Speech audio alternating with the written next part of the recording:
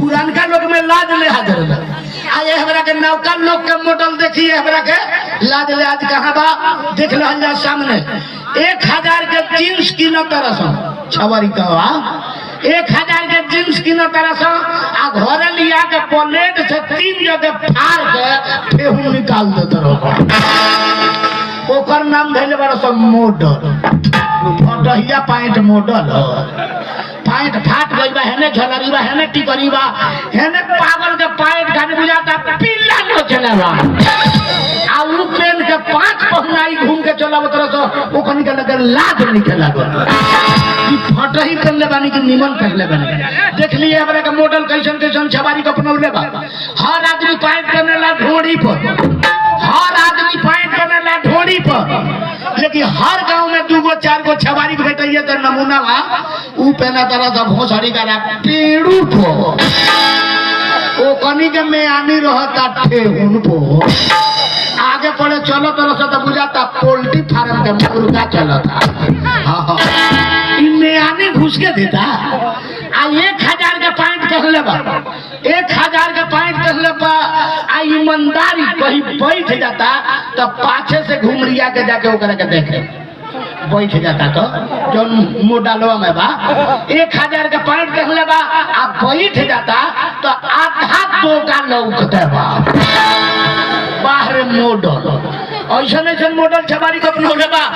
इतना ना वो में कॉलर दिखा देता जे हे कॉलर का दोगा बा आ इतना ना वो में दोगा हो जाता कि पूरा का लूड़ा समा जाए देखी कैसे के छबारी को मॉडल अपनौले बा जौने के लगे लाज लिहाज नहीं है 2 गो 4 गो छबारी के रोड पर खड़ा बा अपने में पान गुटखा सिगरेट कसैली खाता गप सप करता आ ये गो लड़की ऊपर आवतिया तो चारू पाछू का बतियावल सुन ले बने नहीं सुन ले तो हेबर सुन ले चारू पाछू अपने में गप सप करे सन आ ये गो लड़की आवे ले तो लड़किया के देख के ये गोड़ा के हुदकावे अचानक मार देलक तो बुझी एगो के बाती ले गए एगोड़ा के हुदकावेला तो ऊ कहेला का पार्टनर तो ई कहेला पार्टनर माल आवता बोले लड़किया के माल कहत रह जबकि माल कहला रुपया पैसा गाय भैंस के आ इंसान होके कनी से इंसान न के किना कि लड़की आवतिया ई भोसड़ी गाना कहत रह माल आवता जबकि माल के माल लोकेला इंसान के इंसान लोकेला इंसान रहता सके इंसान के पहचान देता सन तो इंसानियत बात बोलता सन पार्टनर बड़ी सुंदर लड़की आवती है लेकिन लड़की नहीं कह सको ई कहता रह माल आवता ऐसा मॉडल छबारी के बनौले बा हई देखी सरकार के धंधा हई देखी सरकार के धंधा आ गावा गाई रोड के कोगरी खोनवा देले बा खांदा आ ओमे दे देले बा 9 लौरी जल आ वो पंचायत में कोनो कर्मचारी नहीं के भर ना तो उतने खर्चवा में दुआरे हल जाइते कहबो कर हमरा के बिहार के लोग हक कटवा कहवैले बा हमरा के बिहार के लोग हक कटवा कहवैले बा आ ये कहबो पंचायत में 4 गो वार्ड लोग राय को के 1.5 लाख रुपया खइले बा 1.5 लाख रुपया खइले बा आ खाली रोड के कोगरी खांता खोन के पाइप भी छैले बा ओमे दे देले बा नहल भाई ओकरा में कहियो ना आई जो केतना ये गांव में हलल बा कोनो में बकरी बना देली नो हमको एगो पर कोनी हाथ धोए को तरह खुले है बा आ पानी साफ बा बाहर सरकार के धंधा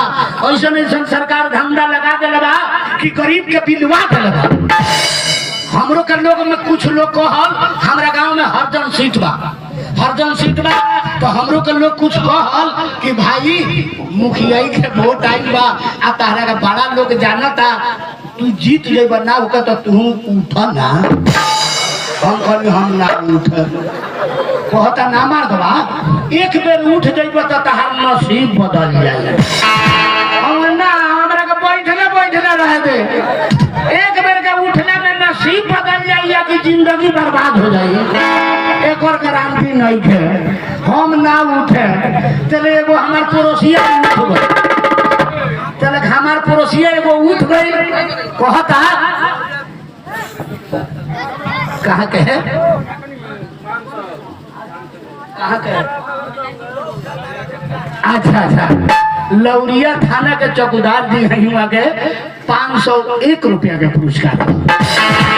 हमरा तरफ से लाख लाख धन्यवाद बा चौकीदार साहब कि राउर 500 रुपया के इनाम पुरस्कार एगो मर्दानवा कलाकार के इज्जत कैलक। ना तो हमनी के जल्दी ना भेटा ला के तरह में बर भेटा ना तो हमनी के लोग कहाँ देगा ऐसे ही हमनी में चुमुक नहीं गए हमनी का ना खींचेला कितना सुंदर बात सुनाई ना तो हमनी के जल्दी कहाँ देना आहो कनी के एक बेर आवत तरह से मखानी मार दे तरह से आधा छिया फाटेला लेकिन सुंदर सुंदर बात सुनावे जाके कोनो वैल्यू नहीं है। ऐसे कि ये हमारा एक नंबर फेल बा, 2 नंबर रेल बा, छुछुंदर के सर पर चमेली के तेल बा। एक नंबर बोले वाला चौराहा पर घींच के पिटात रहे आ झूठ बोले वाले के पीछे 10 गो बॉडीगार्ड घूमत लेकिन एक नंबर के चिन्हे वाला बा वह चिन्हेला। चलिए एकू में कोई बा कि जेकर इनाम एक आदमी के 50 रुपया गइल बा आ कुछ आदमी के 10 रुपया 20 रुपया के पुरस्कार बा। हमरा तरफ से लाख लाख धन्यवाद बा, हमरा पार्टी की तरफ से लाख लाख शुक्रिया बा कि राउर इनाम पुरस्कार हमारा हौसला बढ़ा दे। आपने जो किया था गलती उसे मैंने माफ कर दिया, आप जो किया था गलती उसे मैंने माफ कर दिया, मैं अपने दिल की दर्द को साफ कर दिया। मैं आपके पास कितना बार फोन किया था मगर आप अपने मोबाइल को स्विच ऑफ कर दिया। हमारा तरफ से लाख लाख धन्यवाद बा। चनपटिया का है बा। अच्छा चलिए आगे चनपटिया का है 200 रुपया का पुरस्कार बा। हमारा तरफ से लाख लाख धन्यवाद बा कि राउर चनपटिया से 200 हमरा भेटाई ना तो कहाँ भेटा ना वो खाली मीठा का नाम रख देना नारायण। नारायण का है नाम रखवा लोग कि मरे के समय में आजामिल अपना बेटा का नाम ली तो मालिक के नाम लिया जाएगा।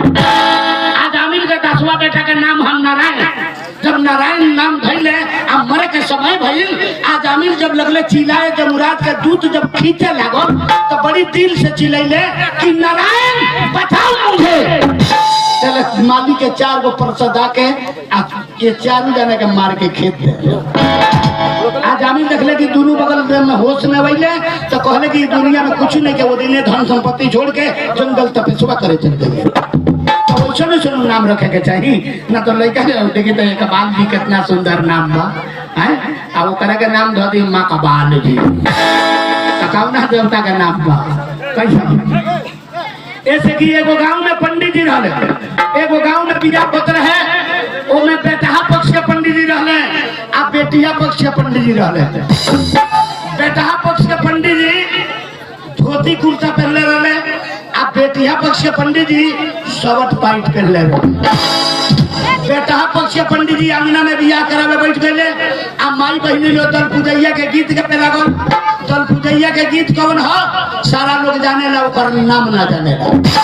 कि हम गाए तो बुझ जाई है दल पूजैया के गीत। देखी कैसे माई बहनी लो दल पूजैया के गीत गावता आ कैसे पंडित जी बियाह करावत रहे आ कैसे कार्यक्रम आगे बढ़ रहा बा।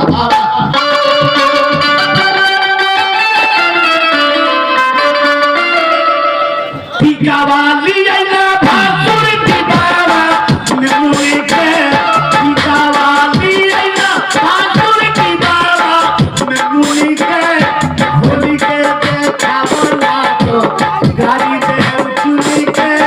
होली के देखावला तो गाड़ी दे चुनी के। ये दल पूजैया के गीत हो, माई बहनी लो दल पूजैया के गीत गावत रहे, पंखा कराटा लागो रहे, पंखा के हवा पड़ल, पंडित जी के आगे से एक बीता धोती उधिया दे। पंडित जी संजोग से वो दिन अंडर बियल ना बहिने तेले पंडित जी के पेन बुक सुवा लौटला। अब उन्हें माई बहनी जो बियाह करावत रहे तेले एगो माई बहनी के नजर पड़ गई पंडित जी के पेन बुक सुवा पर और तो 10 गो मेहरारू के हुदकावे ओए ओए ओए ओए कहते कहते आंगना में हल्ला करवा दे। अब उन्हें माई बहनी लोग लागल चर्चा करे हाय दादा रे पंडित बड़ा छिनारा भाई रे बियाह करावा का चला सा घर है 10 बेर ने मने ताकल जाई एक बेर पंडित जी के पेन बुक्सवा पर नजर पड़ जाई चला सा हमनी के उहाई बड़ी से देखे धीरे धीरे माई बहनी लो घर में से बहरे लागल एगो लड़की बड़ा सुंदर सोचलक कि पंडित जी के पर ध्यान बाना कि हमार पेन बुक्स लौकता आ माई बहनी लो धीरे धीरे घर में से बहरन जाता तो ऐसा भाषा में गाय में बोले पंडित जी होशियार होंगे तो हमारा बात भाषा से बुझ जाइए कि पेन बुक्स वाला लौकता तो मर्दनिया घींच के तोप दे तो माई बहनी लोग रुक जाई ना तो सारा लोग चल जाई तो बियाह के कराई तो देखी लड़कियां कैसे गावतिया पंडित जी के समझावे खतरा और कैसे गा के बतावतिया वाह वाह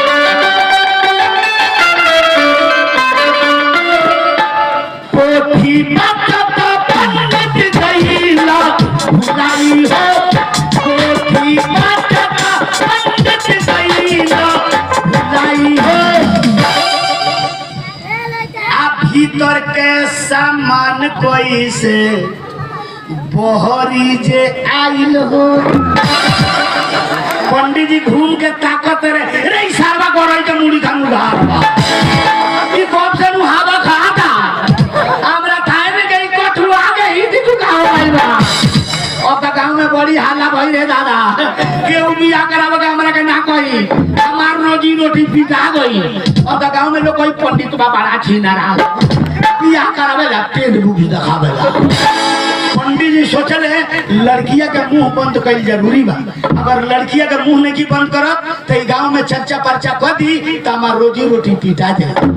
तो देखी लड़किया के मुंह बंद करे खतरा पंडित जी कैसे गावत रहे कैसे ओकरा के समझावत रहे वाह वाह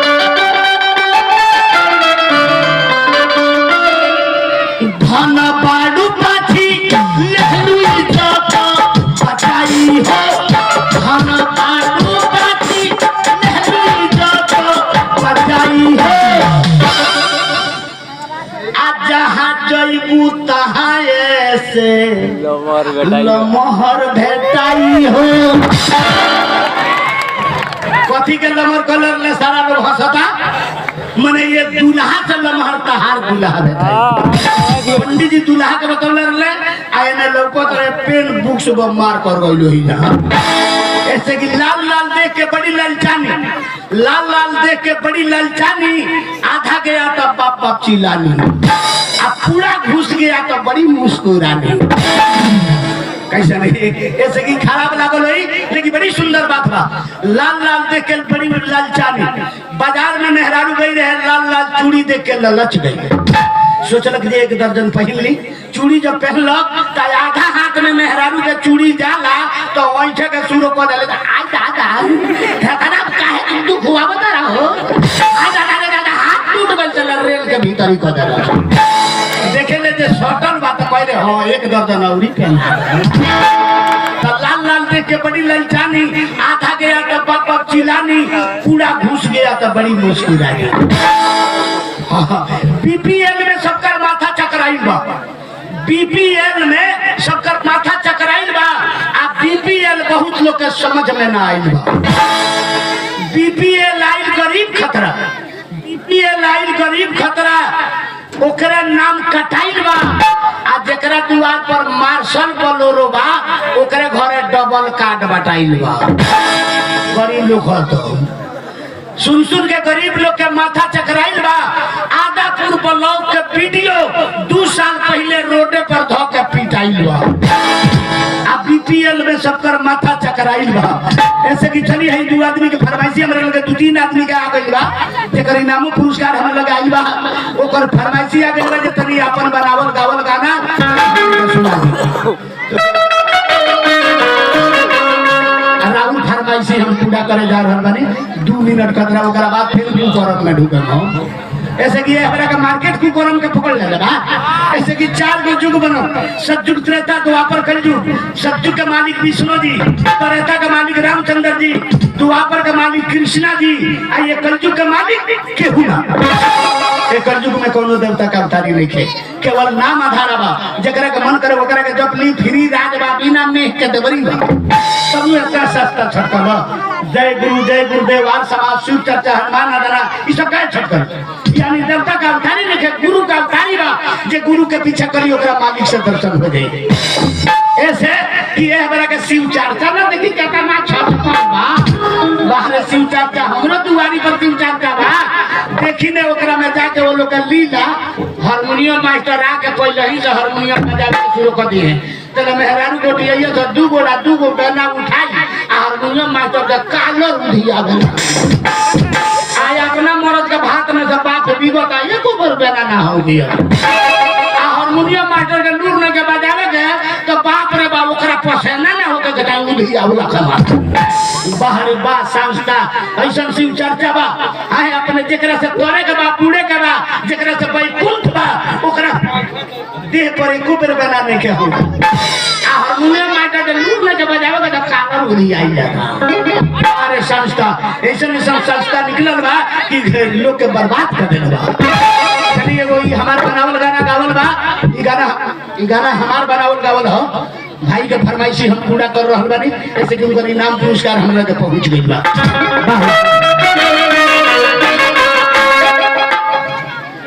काल्हुए बिया भइल मौगी उड़हर काल्हुए बिया भइल मौगी उड़हर काल्हुए बिया भइल मौगी उड़हर ए डोलिए में लेके भइलू हो सारे मर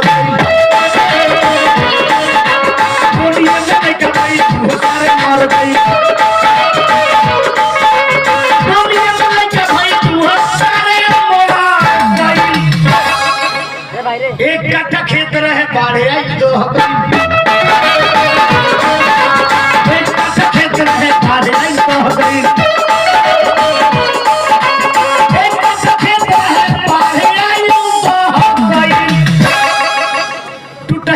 अगला जोर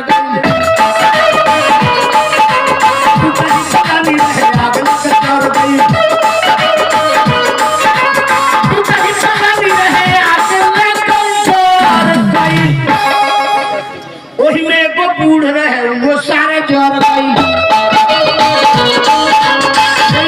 बूढ़ रहे वो जोर गई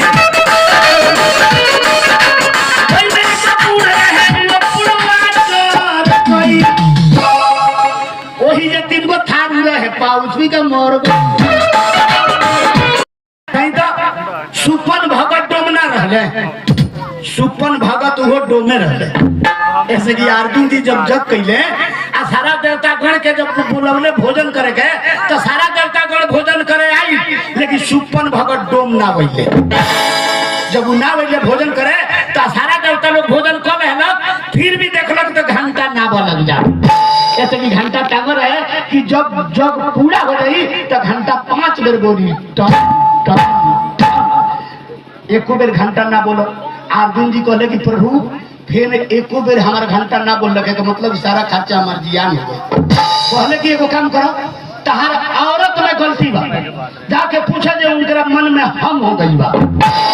ऐसे कि सुपर भगत डोम के बोला के ले भोजन करे खतरा आज द्वारपति उनकरा के भोजन बना के देली तो सुपर भगत डोम सारा भोजन का 12 प्रकार के एक में मिला के लगले चाहे चले उ कहतरी जा डोम डोमे न होला यही से उ फेंटार घंटा ना बाजल ऐसे कि उनकरा मन में हम हो गइल कहले कि जे करे खतरा चिंता मत करी फिर उनकरा से पूछले तो कहली कि हां ये मन में हमरा हो गइल कि सुपन भगत के हम हंस देनी कि डोम डोमे न होला लेकिन हासिल हमार गलती हो गई हमरा का माफ कर दिया सुपन भगत डोम से उ लोग माफी मांगो कि हमरा गलती हो गई बा हमरा का माफ कर दिया हमरा जग के सुफल कइया तब जाके सुपन भगत भोजन कइले तो वो लोग के जग पूरा भइल तो 5 बार घंटा बोल देले ऐसे कि साबुन के महंगी बढ़ गई बात डोम लोग के लगैला एने के नहीं कहत नेपाल के कहत हां ऐसे कि जे पाउडर के महंगी बढ़ गई बात डोम लोग के मुसर लोग के लगैला था एगो हरजन भाई के बारात में गरनी प्रोग्राम करे हमरा बात पर ध्यान दी एगो हरजन भाई के बारात में गरनी प्रोग्राम करे आज जैसे ही स्टेजवा पर चढ़नी आज आज ऐसे ही कहतनी चिंता से चमार मरे दुख से मरे दुसात। जैसे ले एगो चमार भाई पगड़ी बांध के लाठी लेके खड़खड़ा आ गई कहता बोलते बड़ा साले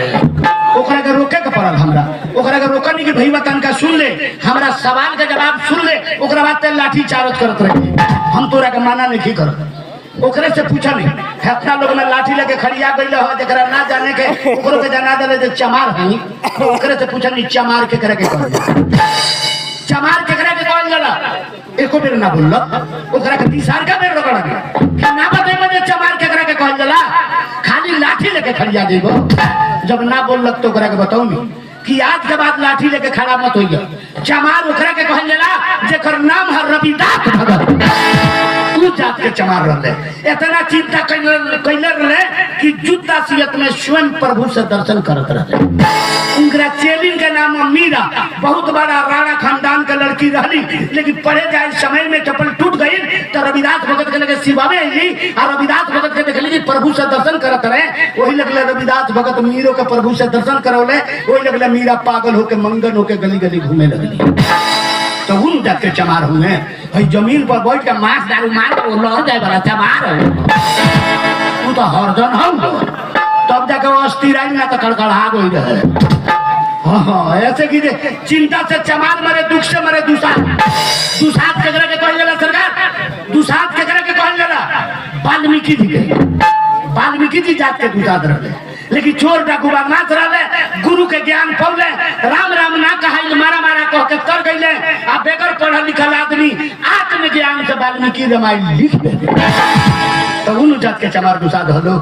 तब जाके भईवा अस्थिर आई ना तो पाउडर के महंगी बढ़ गई बा मुसर लोग के लगैला से जंगल में के बानर भागल धांगल लोग के भइला से नदी में के घोंगी और आगल बा थारू लोग के खइला से ये लोग यहाँ पहले साइकिल से जाता लोग टेम्पू से जाता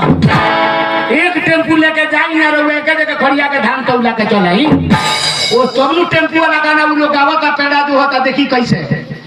आज हम न हइले पानी सैंपल से अवतारे राजा जी हमारे तुम्हारी बिटिया लैला से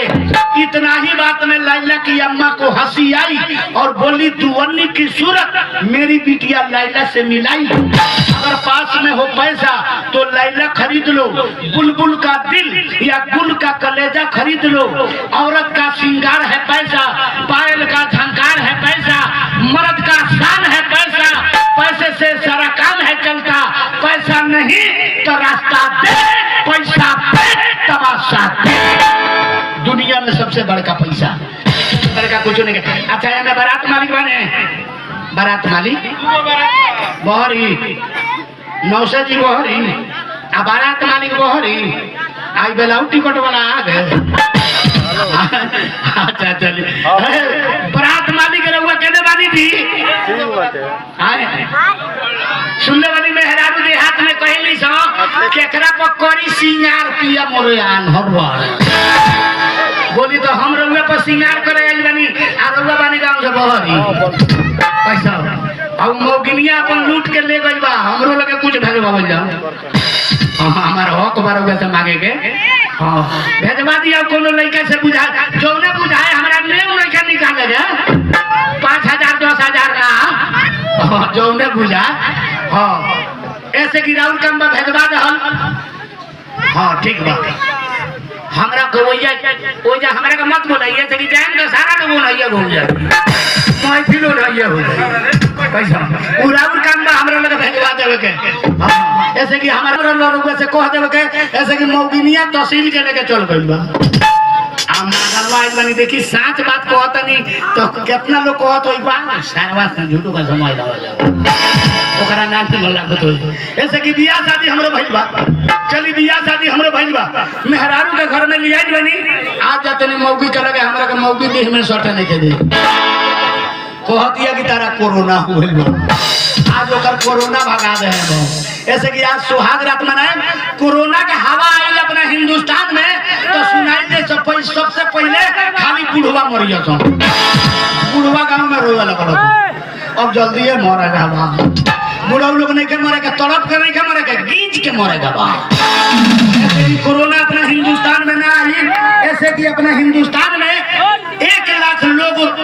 एक्सीडेंट से मरेला।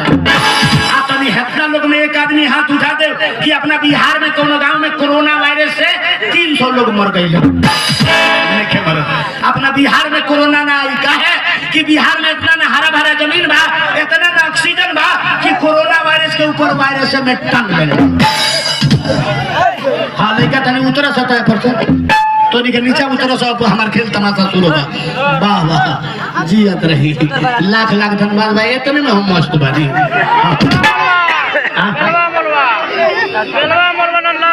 अच्छा बेलवा मुलवा नंदलाल जी,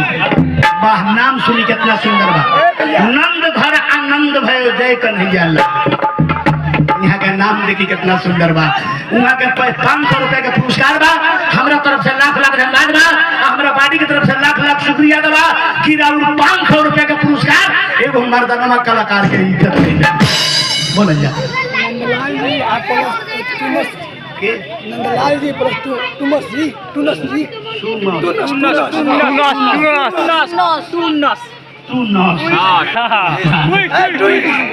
ऐसे नाम भेटा चला कि हमरा बोले में दिक्कत हो जाला। नंदलाल जी ठीक बा लेकिन टूनस जी हमारा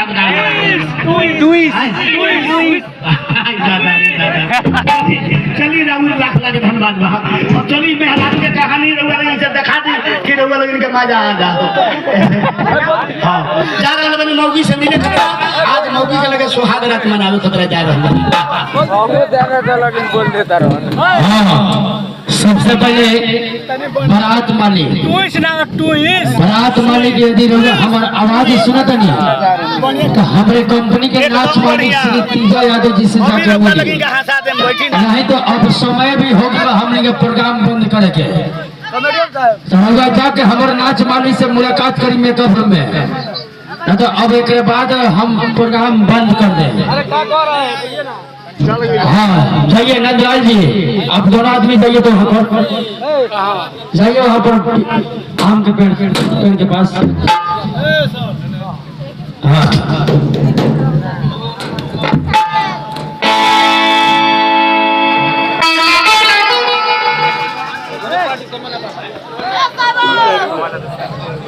बाबा केकरा के कहल जाला जेकरा में कुछ बा, ओकरा के कहल जाला बाबा। जैसे कि अपने नाती पोता